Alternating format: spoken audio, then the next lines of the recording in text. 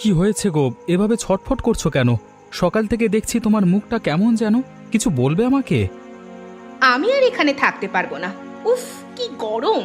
AC চলছে তবু শরীর ঠান্ডা হচ্ছে না, মনে হচ্ছে আগুনের মধ্যে বসে আছি। কপালে ঘাম জমে যাচ্ছে।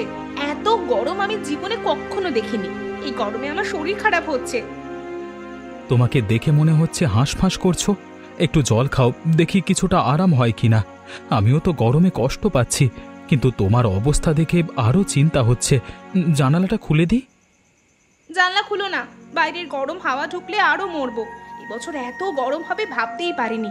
একদম টিকতে পারছি না। কিছু একটা ব্যবস্থা করো, না হলে আমি যে অসুস্থ হয়ে পড়বো। দেখো না, ঘরের বাইরে রোদ পড়ছে, মনে হচ্ছে সব গলে যাবে। এই শহরে থাকলে শ্বাস একেবারে বন্ধ হয়ে যাবে। একটা কথা বলি, গরমে এই দূষিত জায়গায় থাকলে মরে যেতে হবে।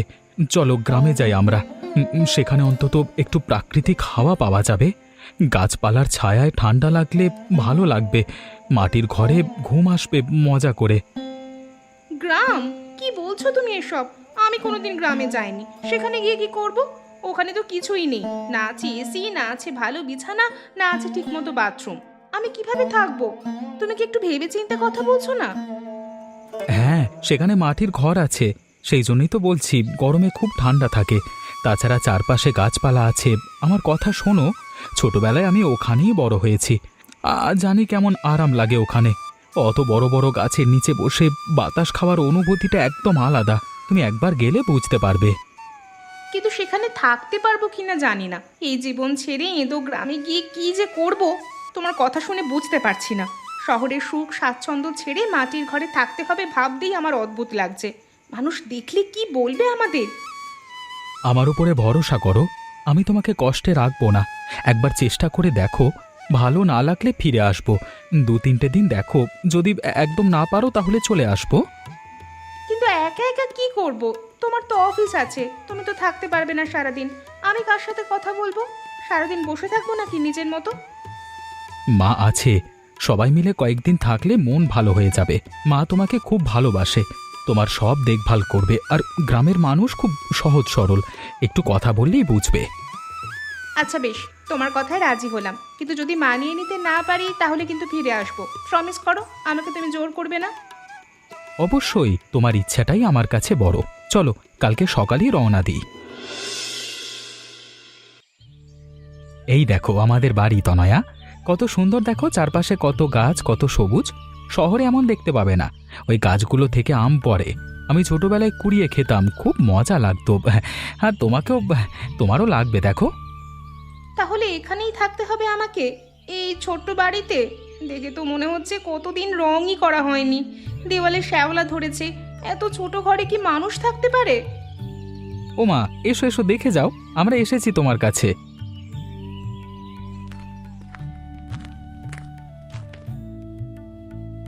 কে বাবা? অর্ণ, তুই এসেছিস বৌমাকে নিয়ে? কতদিন পর তোদের মুখ দেখলাম। আয় আয়, ভেতরে আয়। তনয়া, তুমি প্রথমবার আসছো, কিন্তু এই শ্বশুর বাড়িতে তোমাকে একটু মানিয়ে নিতে হবে। আমরা গরিব মানুষ, তোমাদের শহরের মতো এখানে আমাদের বড় বাড়ি নেই। কিন্তু মন থেকে বলছি, তোমার এখানে খুব ভালো লাগবে। এসেই যখন পড়েছি তখন তো ভালো লাগাতেই হবে। আর আমি যথেষ্টই বুঝতে পারছি। দেখছি তো সব কিছু একটু আলাদা। একেবারে অভ্যেস করতে সময় লাগবে। একটু ধীরে ধীরে মানিয়ে নেওয়ার চেষ্টা করব। আসলে মা, শহরে ভয়ঙ্কর গরম, তাই আসতে বাধ্য হলাম। না হলে তনয়া অসুস্থ হয়ে পড়তো। এখানে অন্তত একটু আরাম পাবে। ভালোই করেছিস, কয়েকদিন তোদের দেখা পাবো। এতদিন একা একা থাকি, কেউই তো সঙ্গে নেই। তোরা এলে বাড়িতে প্রাণ ফিরে আসে, আমিও কথা বলার মানুষ পাই। এই মাটির ঘরে কতটা থাকতে পারবো আমি জানি না। কোনোদিন আসিনি এমন জায়গায়। শহরে বড় বড় উঁচু উঁচু ঘর বাড়ি, এখানে ছোট ছোট ঘর। পার্থক্যটা অনেকটাই শহর আর গ্রামের মধ্যে। সবকিছু আমার নতুন লাগছে।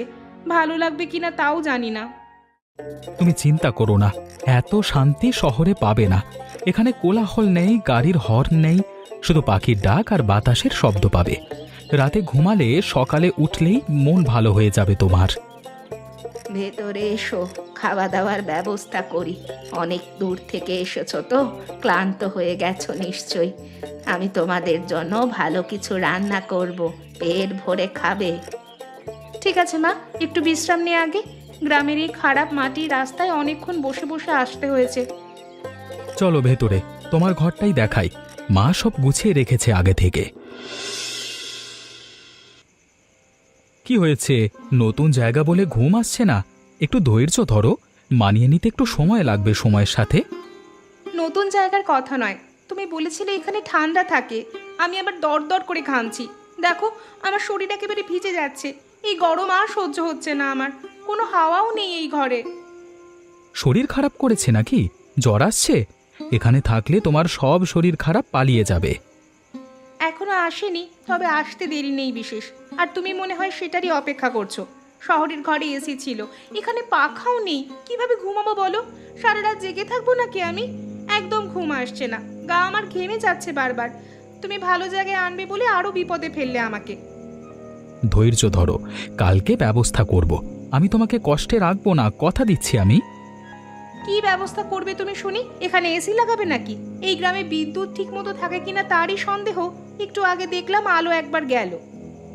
আমি কথা দিচ্ছি, তবে বিশ্বাস করো এখানে শান্তি পাবে। একটু সময় দাও, রাতটা কাটাও, সকালে ভালো হাওয়া দেয়, তখন দেখবে ভালো লাগবে। ধুর, তোমার শান্তি নিকুচি। যদি শান্তি না পাই তাহলে কিন্তু খারাপ হবে। তোমার সঙ্গে ঝগড়া করব, আর তাহলে তোমার কপালে ভয়ানক দুঃখ আছে। বলেছিলে গরম থাকবে না, এখন কি হচ্ছে? যাই করো, কিন্তু একবার চেষ্টা করে দেখো মানিয়ে নিতে অন্তত একটা রাত। কালকে সকালে আমি শহরে গিয়ে এসি নিয়ে আসবো। সত্যি? তাহলে আজকের রাতটা কোনো মতে পার করি। হ্যাঁ সত্যি, এখন ঘুমানোর চেষ্টা করো, একটু হাওয়া করে দিচ্ছি। এই দেখো কি এনেছি, সব সমস্যা দূর হয়ে যাবে। এবার আর গরমে কষ্ট থাকবে না। এই বাক্সের মতো কি নিয়ে এসেছিস সেটা? লোকটা কে? কি করছে ঘরে? দেয়াল ফুটো করছে কেন? এটা এসি মা, ঘর ঠান্ডা থাকবে। শহরে সব বাড়িতে এটা থাকে, এবার আমাদের ঘরেও থাকবে। দেখবে কি আরাম হবে। হ্যাঁ মা, বৌমা এটা ছাড়া ঘুমাতে পারে না। আমরা চলে গেলে তোমার কাজে লাগবে, তুমিও আরামে থাকতে পারবে গরমে। ঠিক আছে, তাহলে মায়ের ঘরে লাগাতে হবে না, ওই ঘরেই লাগাও যেখানে আমরা থাকি। আর তাড়াতাড়ি করো, গরম আর সহ্য হচ্ছে না। রাতটা কোনো মতে কাটিয়েছি, সকালবেলায় মনে হয় আর বাঁচতে পারবো না। মা তুমি ভেবো না, এটা গ্রামের প্রথম এসি, লোকেরা দেখতে আসবে, তুমি গর্ব করতে পারবে। গর্ব দিয়ে কি হবে বাবা? আমাদের ঘর দুয়ার পরিবেশ সব যে নষ্ট হয়ে যাবে। মা, একটু মানিয়ে নাও, আমরা অন্য ব্যবস্থা করব, তোমাকে চিন্তা করতে হবে না। ঠিক আছে, দেখ কি করতে পারিস। আমি যা ভেবেছিলাম তাই হয়েছে। এই যন্ত্র এসে গৃহস্থের সর্বনাশ করলো। এতদিন বাঁচতাম না নাকি? কত বছর এই ঘর থেকেই সংসার চালিয়েছি, এখন দেখো কি অবস্থা। শহর থেকে বউ এসে আমার সর্বনাশ করে দিল। কি হয়েছে গো? মুখ দেখে মনে হচ্ছে খুব রাগ হয়েছে। কি হলো তোমার? আজ সকাল থেকে তোমাকে বড্ড বিরক্ত দেখছি কেন? চোখে দেখতে পাচ্ছ না? জল পড়ে পড়ে আমার মাটির ঘর নষ্ট হয়ে যাচ্ছে। আমাদের গ্রামের ঘরে কি এরকম জিনিস লাগানো যায় বলো? শুনেছি এই যন্ত্র নাকি ঘর ঠান্ডা করে। সবাই বলছে তোমাদের ঘরে বাহারি জিনিস এসেছে। গ্রামে সবাই কথা বলছে তোমাদের নিয়ে এখন। বাহারি না চাই, এবার গ্রামের পরিবেশ ধ্বংস হবে। গ্রামে এসে প্রকৃতির মধ্যে বাঁচা যায় না। যদি শহরটাকেই এখানে তুলে আনতে হয় তাহলে এখানে এসে লাভ কি বাপু? আমরা কি এতদিন মরে গেছিলাম? আমার মা, আমাদের 14 পুরুষ এই পরিবেশের মধ্যেই বেঁচেছে। একটা কথা বলবো, তোমার ছেলে বউকে একটু বেশি ভালোবাসে। এতদিন তোমার গরমের কষ্ট চোখেও দেখেনি, তুমি একা একাই কষ্ট করেছো, সে খবরও নেয়নি। এখন বউয়ের জন্য সে সব করছে। এসব ভেবে কি হবে? শহরের মানুষ গ্রামের প্রাকৃতিক জিনিসের কদর বোঝে না, তারা শুধু নিজেদের আরামটুকু বোঝে। এই মাটির বাড়ি নষ্ট হলে কি বা এসে যায় তাদের? সত্যি, কিন্তু এবার হয়তো বলবে তোমাদের মাটির বাড়িটা ভেঙে বড় পাকা বাড়ি করবে, তখন দেখবে তোমাদের কেমন সর্বনাশ হবে। যা কপালে আছে মেনে নেব, তবে এই পুরনো ঘর আমি ভাঙতে দেব না যতদিন আমার শরীরে প্রাণ আছে। সময় বদলাবে, ধৈর্য ধরো, ওপরওয়ালা সব দেখছেন।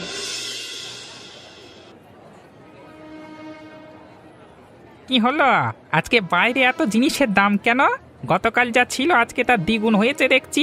এভাবে চললে আমরা গরিব মানুষেরা খাবো কি? হ্যাঁ, দাম আমার দোষে হয়নি। গ্রামে কারো বাড়িতে সবজি নেই, গরমে সব চাষ শুকিয়ে আকাল পড়েছে। দাম নেব না তো কি করব?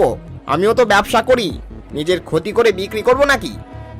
তুমি না খেয়ে থাকবে বলে লোকের পকেট কাটবে? এটা ব্যবসা না, এটা ঠকানো বলে। দিন দিন তুমি নির্লজ্জ হয়ে যাচ্ছ। কি বলছো রঘুদা? আরে এ তো ডাকাতি, দিনের আলোতে ডাকাতি করছে লোকটা। ডাকাতি না, ব্যবসা। তোমরা বুঝবে না, যার জিনিস সে দাম ঠিক করবে, এতে তোমাদের কি? না কিনলে যাও। আমরা গরিব মানুষ, কোথায় যাব? আমাদের পেটে খেতে হবে না? ছেলে মেয়েদের খাওয়াবো কি? তুমি সেটা ভাবো না। তাছাড়া গরম কেটে এবারে বর্ষা আসার সময় হচ্ছে, সেটা ভুলে যেও না। তোমাদের জন্য ভাবতে ভাবতে আমি আমার লাভ ছাড়বো? তাহলে আমাকে আর সংসার চালাতে হবে না। আর বৃষ্টি আসলেও সবজির দাম আমি কমাবো না, কারণ তখন সবজি পচে যাবে। মানুষের বিপদের সময় না পাশে দাঁড়ানো উচিত, আর তুমি সুযোগ নিচ্ছ, এটা ঠিক না। মনে রাখবে, সবার সময় সমান যায় না। নিতে ইচ্ছে হলে তুমি নাও, না হলে ফোটো এখান থেকে। কেউ তোমাকে আটকাচ্ছে না। তোমার বক বক শোনার জন্য আমি এখানে বসে নেই। আমি তোমার মতো নই, পেটে খেতে পাচ্ছি না কিন্তু চুরি করব না। সততা আমার কাছে বড়। রঘু ঠিক বলেছে, তুমি লোভী, শয়তান, নির্লজ্জ একটা। তোমার লজ্জা নেই? হ্যাঁ, হ্যাঁ, কি বললে আমাকে? চলে যাও, চলে যাও আমার দোকান থেকে। মনে রেখো, এই মতিহারকে ছেড়ে তোমরা অন্য কোথাও যেতে পারবে না। ওর সাথে কথা বলা বেকার, আমরা অন্য কোথাও দেখি। মা, আর এবছর তো দেখলাম হঠাৎ করে খুব বৃষ্টি এসে গেল গো। এই তো সকাল পর্যন্ত রোদ ছিল, এখন আবার কাল বৈশাখী হয়ে এত জোরে বৃষ্টি এসে গেল, দেখে মনে হচ্ছে বন্যা আসবে। তোদের আর কি আছে বল? তোরা তো ঘরে এসি লাগিয়ে আরাম করে বসে আছিস। না গো মা, চিন্তা তো আমারও হচ্ছে। চিন্তা তোর এতদিন হয়নি, যখন তোর মা এখানে এই অবস্থায় পড়েছিল? তুমি আমার উপর রাগ করেছো মা? দেখ বাবা, তোরা থাকিস শহরে, গ্রামের বাড়ি সম্বন্ধে তোদের মনে দয়া মায়া থাকবে না, এটাই স্বাভাবিক। কিন্তু তার মানে তো এটা নয় যে তোরা দুদিনের জন্য শহর থেকে গ্রামে বেড়াতে এসে গ্রামের বাড়ির সব কিছু পরিবর্তন করে দিবি। মা, আমি তো কিছু পরিবর্তন করতে চাইনি, শুধু একটু উন্নতি করতে চেয়েছিলাম। উন্নতিটা যদি স্বাভাবিক কারণে করতে চাইতিস তাহলে বুঝতাম, কিন্তু যাই হোক, তোদের সাথে এই নিয়ে আমার তর্ক করার কোনো ইচ্ছা নেই। শুধু এতটুকু বলতে রাখি যে এটা তোর বাপ ঠাকুরদার আমলের বাড়ি, এখানে তো শহরের নিয়ম কানুন চলতে আমি দেব না। ঠিক আছে মা, আমাকে ক্ষমা করে দাও। আর তাছাড়া তোদের এই এসির জন্য দুদিনের মধ্যেই ঘরের মাটি অনেকটা ধসে গেছে। এবার এই বৃষ্টির মধ্যে কি হবে আমি জানি না। তুমি চিন্তা করো না, আমি সব ঠিক করে দেব মা। আমি ভাবছি আমাকে একটু সময় দাও।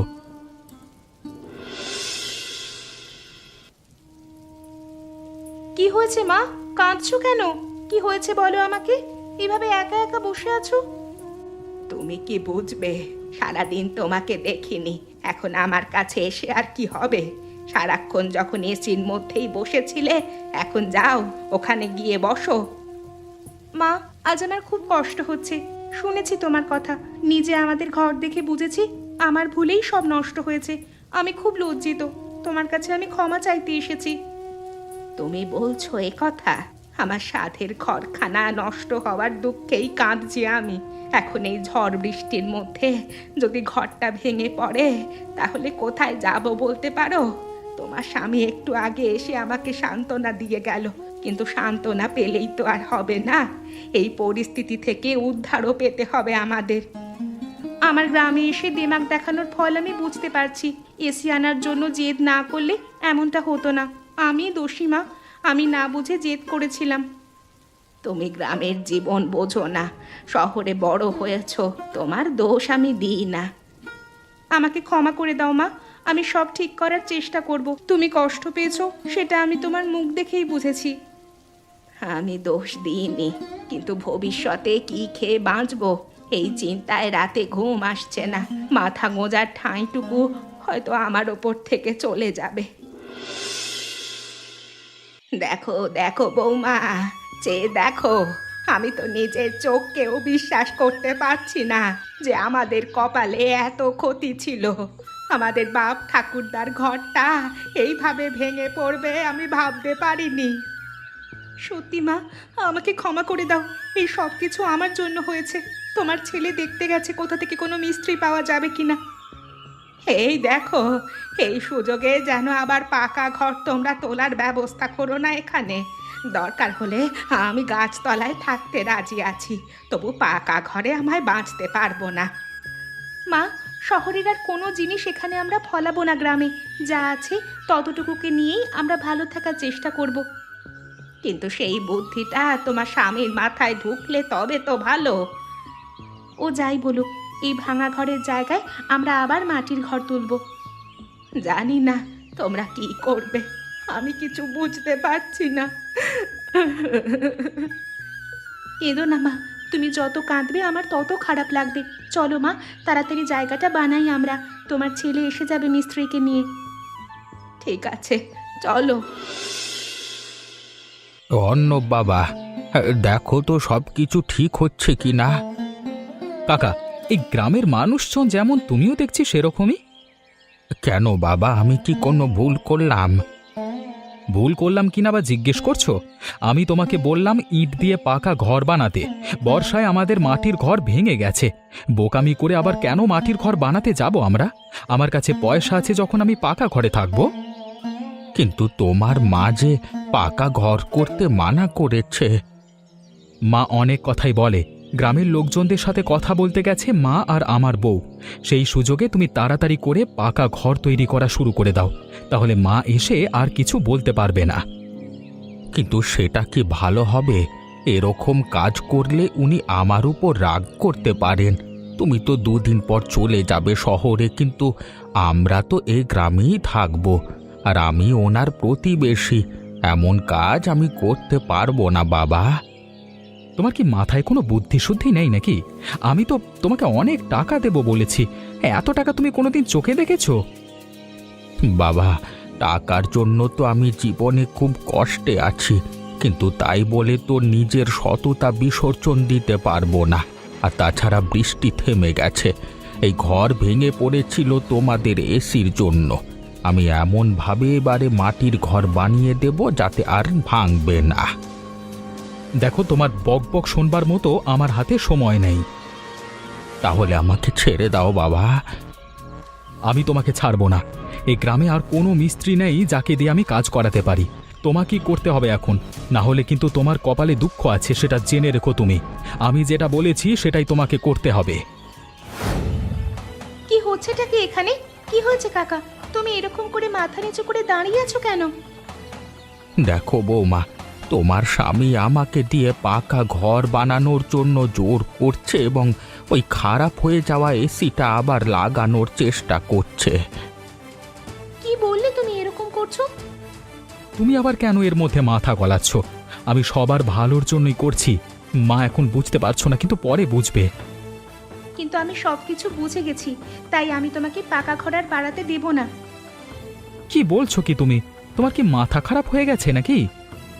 আমার মাথা একদম ঠিক আছে বলেই বলছি। কিন্তু তুমি তো প্রথমে জেদ করেছিলে ঘরে এসি লাগানোর জন্য, পাকা ঘরের জন্য। আমি তখন জেদ করেছিলাম, কারণ আমি তখন সত্যিটা বুঝতে পারিনি। এখন আমি বুঝতে পেরেছি, যেখানকার মানুষ যেমন থাকে সেখানকার মানুষকে সেই পরিস্থিতির সঙ্গে মানিয়ে নিতে হয়। আর সেই শিক্ষাটা তুমি পাওনি। কাকা, তুমি ভালো শক্তপোক্ত করে একটা মাটির ঘর তৈরি করো এবং সেই ঘরেই আমরা থাকবো। আর যদি সেই ঘর আমাদের লোকটা পছন্দ না করে, তাহলে তার কোনো অধিকার নেই এখানে থাকার। আমি আর আমার শাশুড়ি মা এখানে থাকবো, সে যেন শহরে গিয়ে থাকে। তুমি এ কথা বলছো তনয়া? তাহলে তো আর কোনো সমস্যাই নেই, ঠিক আছে? মা, আমাকে ক্ষমা করে দাও। আসলে আমি নিজেই তনয়াকে এখানে নিয়ে এসে নিজেই ভুলে গিয়েছিলাম আমাকে কিরকম ভাবে থাকতে হবে। কোনো চিন্তা নেই বাবা, ভুল তো সন্তানেরা করে, কিন্তু মা হয়তো তাকে ক্ষমা করে দিতে হয়। আর তাছাড়া দেখ, আমাদের নতুন ঘরটা কত সুন্দর হয়েছে। আর সত্যি অভ্যাস হয়ে যাবার পর মনে হচ্ছে এই ঘরের শান্তি কোনো শহরের এসির ঘর দিতে পারে না। আমি এখন আর শহরে ফিরে যাব না, এখানেই থাকবো। তুমি তোমার অফিস করে ছুটির দিনে এখানে আসবে। আমিও সেটাই ভাবছিলাম, এখানের মতো শান্তি আর কোথাও নেই। সত্যি বলছিস তোরা? ঠিক আছে, আজকে আমি তোদের জন্য বিশেষ রান্না করছি। আচ্ছা, তোমরা বলতে পারবে বাজারে যে লোকটা সব থেকে বেশি দামে সবজি বিক্রি করছিল তার নাম কি? উত্তরটা কিন্তু তোমরা কমেন্ট করে জানিও এবং আমাদের চ্যানেলটা সাবস্ক্রাইব করো আর গল্পটা সবার সাথে শেয়ার করে সঙ্গে থেকো।